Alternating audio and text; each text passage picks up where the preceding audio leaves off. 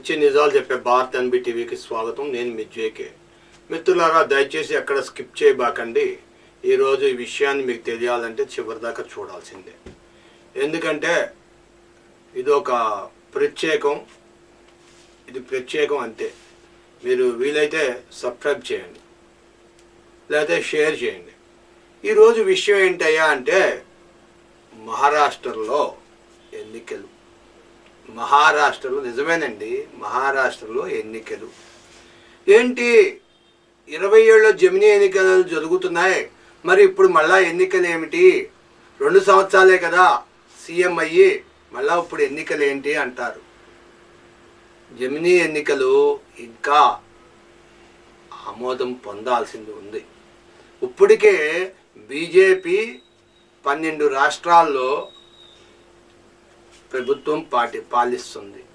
అంతేకాకుండా మిత్రపక్షాలతో కలిసి ఒక 6 రాష్ట్రాలు, మొత్తం 18 రాష్ట్రాల్లో బీజేపీ ప్రభుత్వం చేస్తుంది.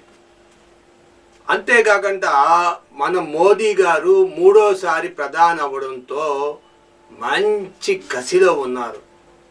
యావత్తు భారతదేశం మొత్తం కాషాయమయం చేసేయాలని. అయితే ఈసారి ప్రచారానికి ఎవరిని తీసుకెళ్లారు తెలుసా? మహారాష్ట్రకి మన పవన్ కళ్యాణ్ తీసుకెళ్లారు. AP deputy CM Pawan Kalyan అక్కడికి వెళ్ళి తనదైన శైలిలో హిందీలో మాట్లాడేస్తున్నాడు. భాయ్ ఓ బహనోం, హమారా देश बहुत संपन्न है. बीजेपी आज तक बहुत लोगों को बहुत दिया है. इन्हीं का वजह से आप लोगों को प्रचार के लिए, मैं पार्टी प्रचार के लिए नहीं आया हूँ. ఆయన పార్టీ ప్రచారానికి రాలేదంట. అంబేద్కర్ పుట్టిన ప్రదేశం మహారాష్ట్ర. జిజియాబాయ్ ఉగ్గుపాలతో రంగరించి పోసిన ధైర్య సాహసాలు శివాజీకి, అవన్నీ స్మరించుకుండానికి, అవన్నీ గుర్తించుకుండానికి నేను వచ్చాను అని చెప్తున్నారు. స్టార్ క్యాంపెయిన్గా వెళ్ళి అక్కడ ప్రచారం చేస్తూ, నేను ప్రచారం చేయడానికి రాలేదు, ఓట్లు అడుక్కోవడానికి రాలేదు, కేవలం ఇక్కడ ఉన్న మధుర జ్ఞాపకాలను గుర్తు చేసుకోవడానికి వచ్చాను అంటూ బాల్ ఠాక్రేకి ఈసారి ముఖ్యమంత్రి పదవిని కట్టబెట్టండి మళ్ళా అని చెప్పి అడుగుతున్నారు. మోదీ ఒక పక్కేమో కాంగ్రెస్ ఎట్టి పరిస్థితుల్లో గద్దెనెక్కకూడదు. గతంలో కాంగ్రెస్ కంచుకోట మహారాష్ట్ర.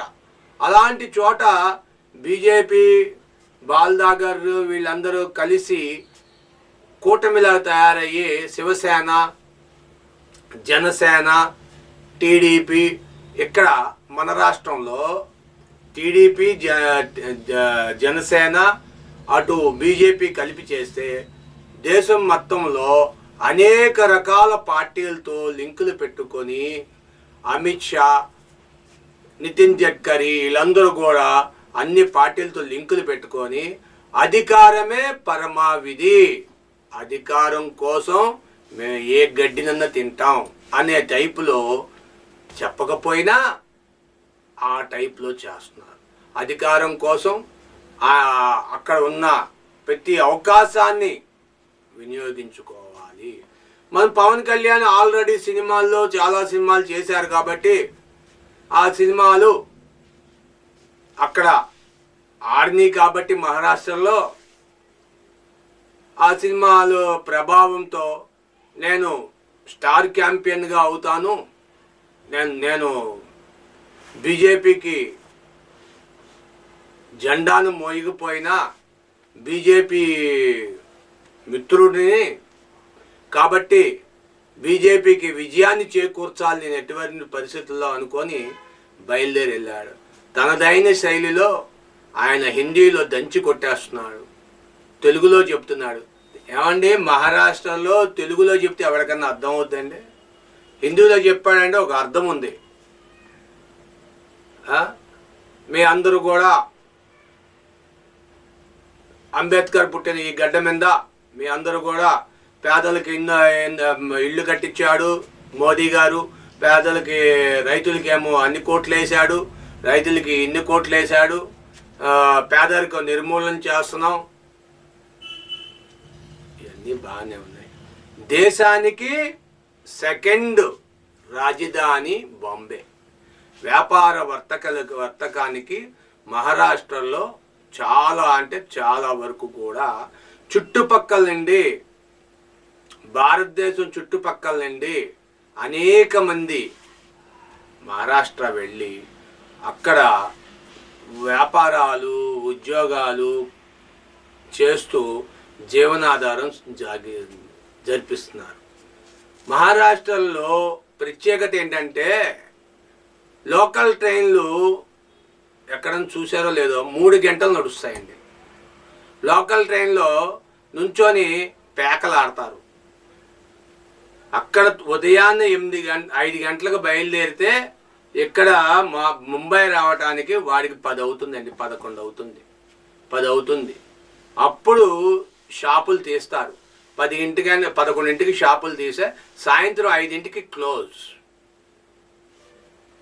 సాయంత్రం 5 తర్వాత బయట నుండి వచ్చిన వాళ్ళు ఆ షాపులు కట్టేసి ఆ షాపుల దగ్గరే పడకేసి పడుకుంటారు. అట్లాంటి పరిస్థితుల్లో మహారాష్ట్ర సెకండ్ బాంబే, ఉస్మానాబాద్, లాటూర్, కొల్హాపూర్ అన్ని చాలా ఊళ్ళు ఉన్నాయి అక్కడ. సంగ్లీ ఇక్కడ అన్నీ ఉంటే అక్కడ మన పవన్ కళ్యాణ్ గారు అయ్యగారు అక్కడ మీటింగ్ పెట్టారు. మీటింగ్ పెట్టి బాబాసాహెబ్ అంబేద్కర్ని రాజ్యాంగ నిర్మాత రాసిన ఒక ఎడిటర్గా ఉన్న ఆయన గురించి రాజ్యాంగం రాశారని చెప్పట్లా. సాహెబ్ అంబేద్కర్ పుట్టిన గడ్డ, బాబాసాహెబ్ అంబేద్కర్ పుట్టిన గడ్డ అని ప్రతి మాటలోనూ ఒక మాట మాట్లాడుతున్నారు. అంటే మీరే ఆలోచించండి, ఆయన ఏం మాట్లాడుతున్నారో, ఏం చేయాలనుకుంటున్నారో. తనదైన శైలిలో తను చాలా సినిమాలు తీశాడు కదా, ఆ సినిమాలు ప్రభావంతో మరో అమితాబ్ బచ్చన్ లాగా ఎదిగిపోదాం మహారాష్ట్రలో అనుకున్నారో ఏమో తెలియదు. కానీ మహారాష్ట్ర ప్రజల్ని ఓట్లు అడుగుతున్నారు పవన్ కళ్యాణ్ గారు. మరి మహారాష్ట్ర ప్రజలు పవన్ కళ్యాణ్ మాటలు ఎంతవరకు వింటారో విని ఈ గుడుంబా శంకర్, ఈ ఇంకా చాలా సినిమాలు ఉన్నాయి ఆయన, ఆ సినిమాల ప్రభావంతో మరి ఆయన ఎంతవరకు మరి ఆయన మాట మహారాష్ట్ర ప్రజలు తీసుకుంటారో తెలియదు. కానీ మహారాష్ట్రలో పుట్టిన గడ్డ మీద పుట్టిన పెద్దలను మాత్రం స్మరిస్తూనే ఉన్నారు, చిరస్మరణీయులు అంటున్నారు. వాళ్ళందరి కోసం భాయ్ బహనో హమారా దేశ్ బహుత్ సంపన్న హై అని చెప్పి